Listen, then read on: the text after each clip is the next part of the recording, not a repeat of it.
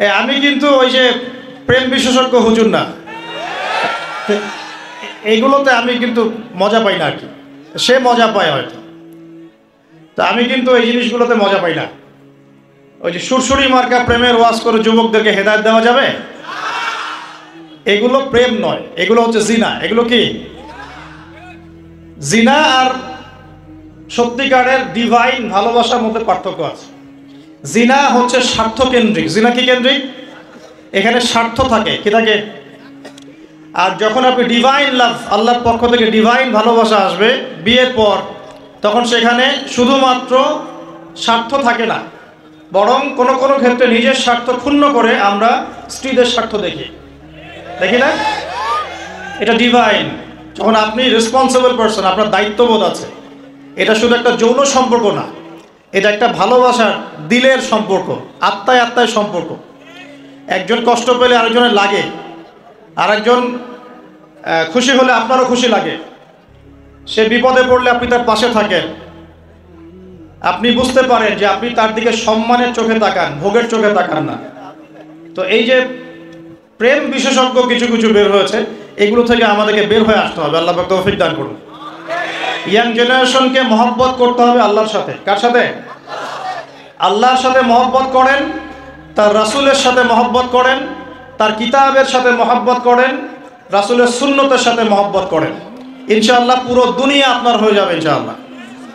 দুনিয়া তো কিছুই না, পরকাল পুরোটাই আপনার হয়ে যাবে ইনশাআল্লাহ। আর আপনাদের জীবনের উদ্দেশ্য হবে আল্লাহর সন্তুষ্টি অর্জন করা। কি করা? যে কোনো কাজ হোক, যত ছোটই মনে হোক না কেন, হোক সেটা একটা ছোট্ট দিনই প্রজেক্ট বা বড় কোনো ভিশন। আপনি দিনের জন্য একটা মসজিদ মাদ্রাসা করেছেন, অথবা আল্লাহর জমিনে দিন একদম কায়েম করেছেন, ছোট হোক আর বড় হোক, কিছু একটা আল্লাহ রাব্বুল আলামিনের সন্তুষ্টির জন্য এই দুনিয়ায় করে যেতে হবে। আল্লাহ পাক তৌফিক দান করুন। এটা হবে আপনার লাইফের ভিশন, অ্যাম্বিশন। আল্লাহ পাক তৌফিক দান করুন। আমি নিজের বিশ্বাসের জগতে পরিবর্তন নিয়ে আসেন। এই ডিজিটাল তাকবীর দিও না, ডিজিটাল তাকবীর দিও না, নর্মাল তাকবীর দাও। বিসমিল্লাহ।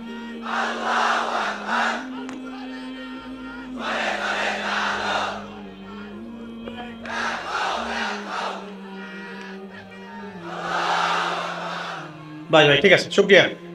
এই হলো তাকবীর। এটা হলো কি তাকবীর নাকি তাকবীর? কোনটা কোনটা হবে ঠিক? আস্তাগফিরুল্লাহ, কোন যুগে আসলাম রে ভাই? সবই চেঞ্জ হয়ে যাচ্ছে দিন দিন। আচ্ছা ঠিক আছে, শুকরিয়া। প্রিয় ভাই, আমার দিকে খেয়াল করেন। রমজান মাসে কেবলা পরিবর্তন মানে নতুন জাতির উত্থান হবে তো ইনশাআল্লাহ। রমজান মাসে কোরআন নাজিল হওয়া, কোরআন নাজিলের মূল উদ্দেশ্য ছিল আবু জেহেলের সমাজটাকে পরিবর্তন করে মুহাম্মাদের সমাজে পরিণত করা সাল্লাল্লাহু আলাইহি ওয়াসাল্লাম। হয়েছে কি না? 23 বছরে হয়েছে না? আবু জেহেলের সমাজ মানে কি? যে সমাজে শিরকে ভর্তি ছিল। কি ছিল? এখন নাই? মুসলিম অমুসলিম উভয় সমাজে শিরক নাই? বহু মুসলিম কবর পূজা করে কিনা, মাজার পূজা করে কিনা? আছে না এগুলা? আপনাদের এলাকায় আছে কিনা আমি জানি না। আমি বহু জায়গায় ঘুরে আসছি বাংলাদেশের, বাপরে বাপ। এবং কোন কোন জায়গায় তারা এত বেশি শক্তিশালী, বলতে গেলে কল্লা কাটি ফেলাবে, একেবারে মাথা খারাপ। যাক, আল্লাহ পাক আমাদের সবাইকে সর্বপ্রকার শিরক থেকে বাঁচিয়ে রাখুন, আমিন। কবরে শায়িত ব্যক্তি আমার কোনো কল্যাণ অকল্যাণ করতে পারবে? সে আমাকে সন্তান দিতে পারে? সে আমার লাভ ক্ষতির মালিক? সে গায়েবের খবর জানে? তাহলে পরকালে আমাকে পুলসিরাত পার করে দিবে? পরকালের শাফায়াতের যে বিষয়গুলো আছে, এগুলো কি? এগুলো হচ্ছে আল্লাহ পাকের অনুমতি ক্রমে তারা করবেন। আল্লাহ পাকের অনুমতি ক্রমে শহীদগণ সুপারিশ করবেন। কার অনুমতিতে? অনেক আলেম ওলামাও করবেন। হাফেজে কোরআন, এই যে হাফেজে কোরআন যাদেরকে পাগড়ি দেওয়া হলো, তোমরা আমার জন্য দোয়া করিও, তারাও কিন্তু সুপারিশ করবে। নবীগণ, নবী সাল্লাল্লাহু আলাইহি ওয়াসাল্লাম করবেন। এটা কি নিজের ইখতিয়ার না আল্লাহর অনুগ্রহ? কোনটা? এটা আল্লাহ পাকের অনুগ্রহ। সো আকীদা স্পষ্ট রাখবেন। এরপরে আসেন তো, যেটা বলছিলাম প্রিয় ভাই, আবু জেহেলের যুগ মানে কি? শিরকে ভর্তি। আবু জেহেলের যুগ মানে সুদে ভর্তি সমাজ। আবু জেহেলের যুগ মানে হচ্ছে মাদকে ভর্তি সমাজ। আবু জাহেলের যুগ মানে মেয়েদের অবমাননা, আবু জাহেলের যুগ মানে গোত্রীয় হানাহানি, এগুলো ছিল আবু জাহেলের যুগ। এখন এই সমস্যাগুলো এই বিশ্বে আছে কি নাই? তাহলে এই বিশ্বের প্রেক্ষাপটেও কোরআন নাজিলের সেই মর্ম চলবে কি চলবে না? একই বিষয় না? আবু জাহেলের যুগে যা ছিল এই বিশ্বে আমরা তাই দেখছি। আবু জাহেলের যুগে লাইলাতুল কদরে কোরআন নাজিল হয়েছে রমজান মাসে, তার মানে এখনো সেই একই হক আদায় করতে হবে কোরআনকে কেন্দ্র করে, কথা ঠিক কিনা? তাহলে এখন প্রশ্ন হচ্ছে কিভাবে করব, কিভাবে আমরা এখনকার জাহেলিয়াতগুলো দূর করে মুহাম্মাদের সমাজ প্রতিষ্ঠা করব? এটা ইম্পর্টেন্ট কিনা? রমজানের সবচেয়ে ইম্পর্টেন্ট বিষয় হচ্ছে কোরআন নাজিল হওয়া। আর কোন কোরআন? যেই কোরআন শুধু তেলাওয়াত করা হয় নাই, যেই কোরআন দিয়ে সমাজ পরিবর্তন করা হয়েছে। আল্লাহ পাক বোঝার তৌফিক দান করুন। আমরা কি চাই কোরআন দিয়ে সমাজ পরিবর্তন হোক? চাই কি? 6টা কাজ করতে হবে, রাজি আছি? 6টা কাজ করতে হবে, রাজি আছি? যদি কাজ না করতে পারেন তাহলে অহেতুক খালি ঠিক বেঠিক বলে লাভ নাই। রাজি আছেন কি না? 1 নাম্বার, প্রত্যেককেই আল কোরআন তেলাওয়াত করা শিখতেই হবে। রাজি আছেন?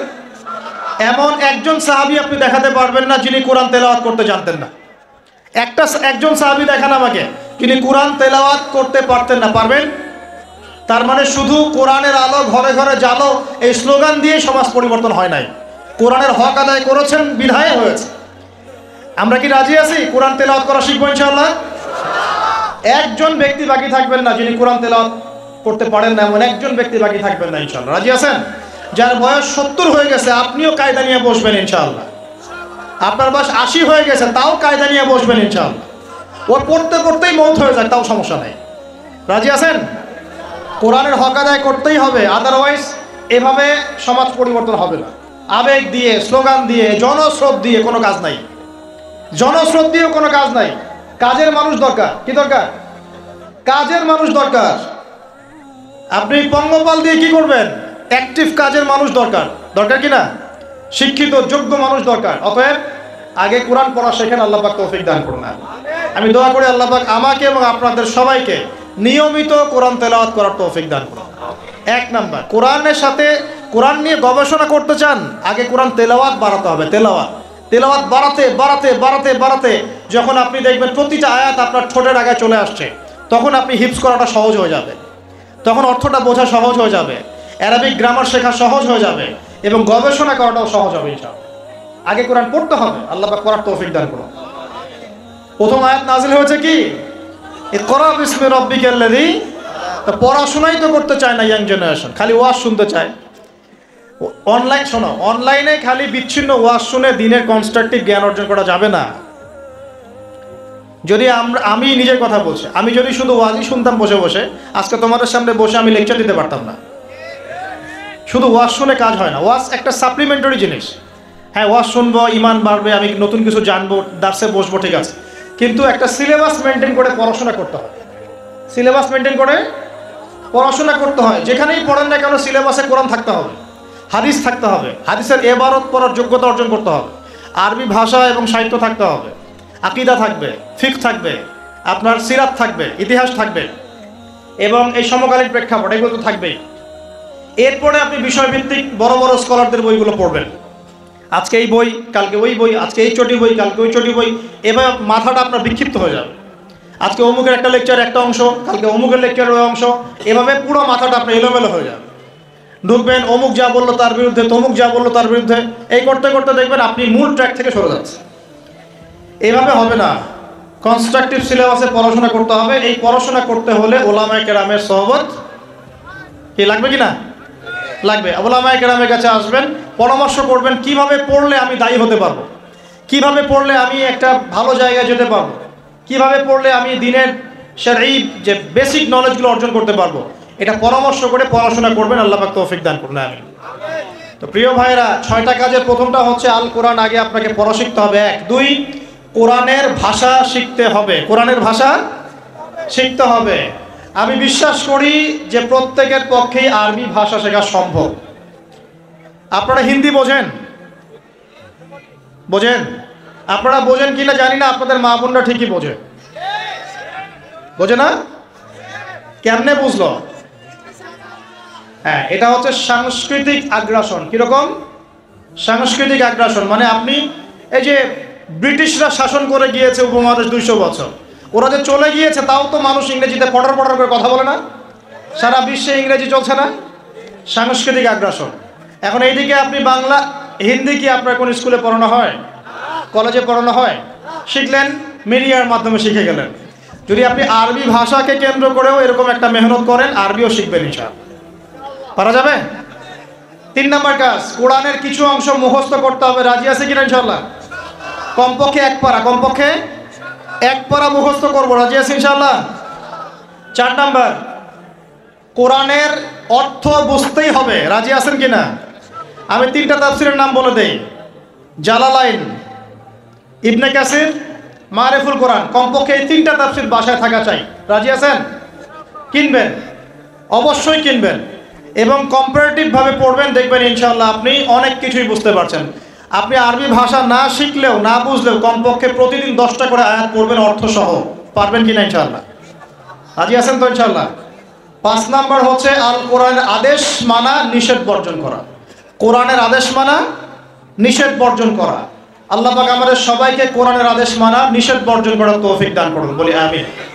আর 6 নাম্বার হচ্ছে কোরআনের দাওয়াত মানুষের দুয়ারে দুয়ারে পৌঁছে দেয়া। পারবো ইনশাআল্লাহ?